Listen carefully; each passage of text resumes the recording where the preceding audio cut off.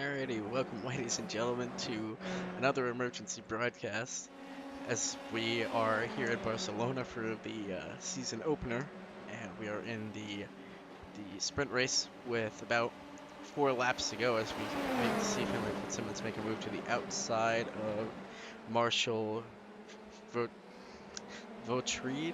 I'm gonna go Vortreed, and he'll make that move stick, and then we'll take a look up front at Michael Barnett, who's got a 6 tenths of a second lead over Raymond Aguilar, who's who's been on the hunt for quite a while. He started this race in second and has just been on the chase. We'll look for some other close battles, and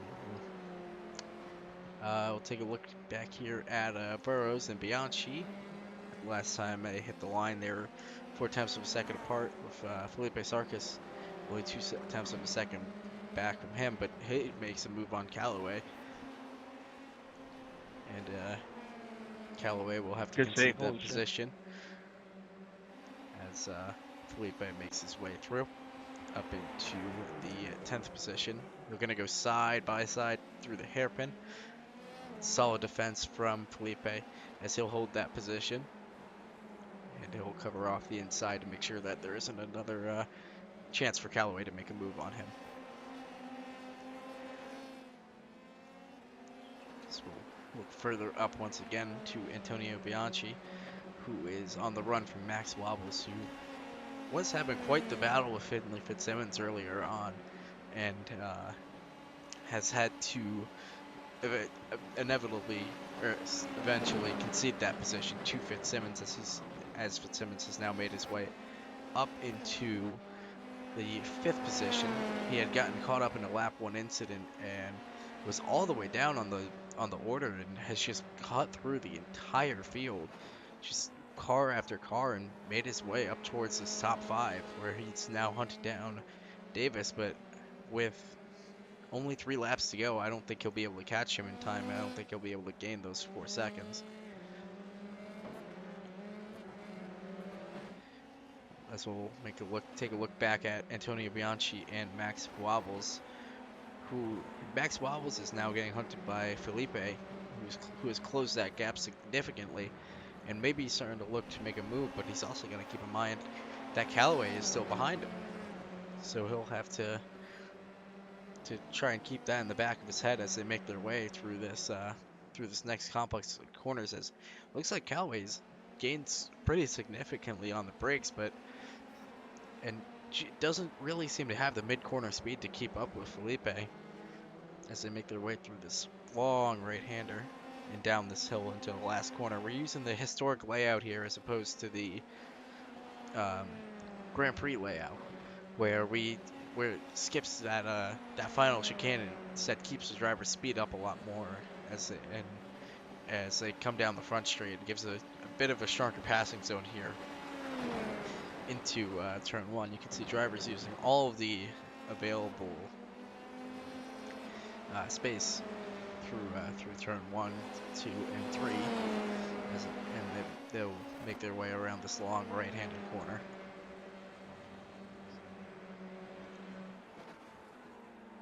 Take another look further back in the field and see what's going on with Garrett McAllister, who seems to be on pit road. Is that? Yes, looks like McAllister has had a problem. I don't have any of the fancy software, so I won't be able to go and look back and see what happened to him. But with Josh Knight also on pit road, I would have to assume that they might have had an incident together.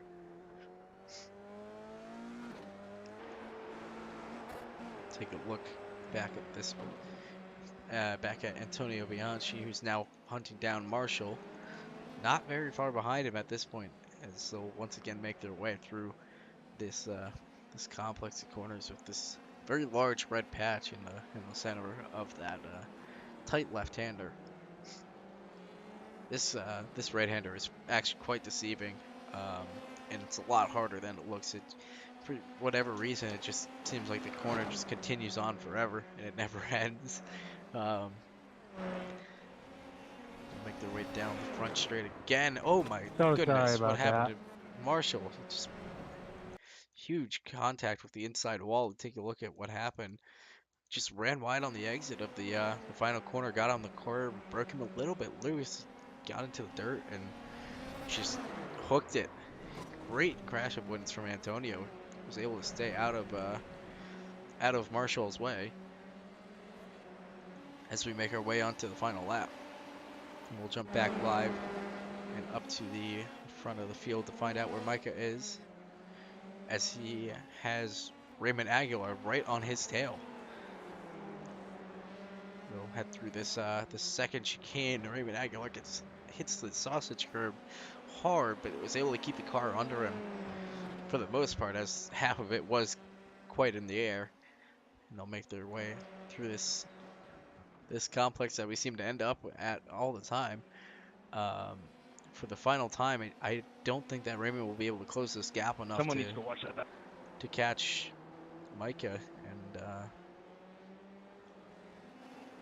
I think that is going to seal the deal, and I think Micah will be your sprint race winner here in week 1 for the season opener of League 0. So congratulations to him, and you can see he will cross the line as your winner.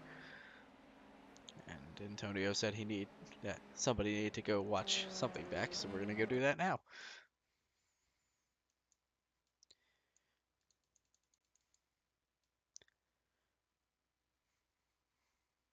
Doesn't look like much happened, so we're just gonna leave it there. He may have been talking about his crash avoidance through